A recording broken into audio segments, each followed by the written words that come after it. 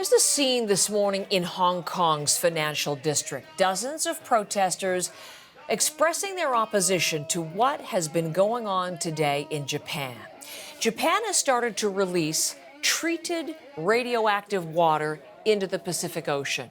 It's water from the damaged Fukushima Daiichi power plant that was, of course, damaged, terrible damage during the earthquake and tsunami. But the water has been treated and, as I say, is now being released, a step in the decommissioning of the plant. A very controversial move, and one which has tremendous economic consequences as well. As we look at these stories of protest, let's bring in Chris Gilbert, who's going to show us some of the images. There we see some of the images, and Chris is in Tokyo this morning. Tell us more about this decision. It's a fascinating story, Chris. What Japan has done, how it's cleaned up, it claims, this contaminated water, and why it's doing this now.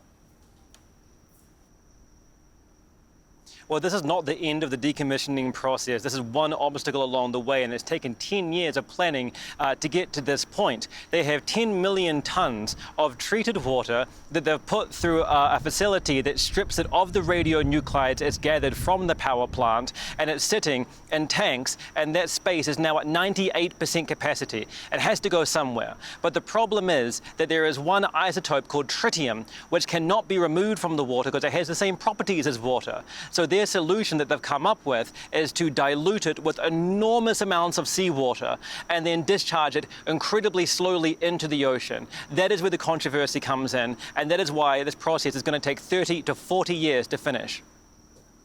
So that's what they've done, and in now to the ocean is going this treated water. This is water which is fished, which provides fish to the region, to the world, and there are safety concerns about this. What are some of the issues there, Chris? Yeah, it is fish. It is the livelihoods of several communities along that coast, and they're the ones that are going to be most directly impacted by this.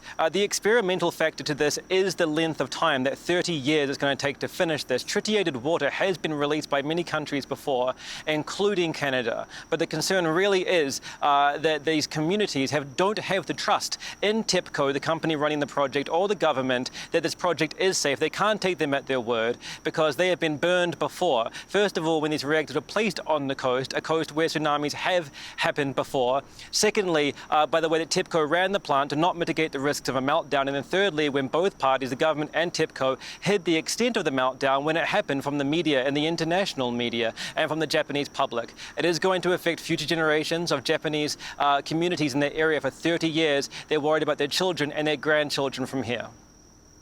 Chris Gilbert, thank you so much from Tokyo with us this morning.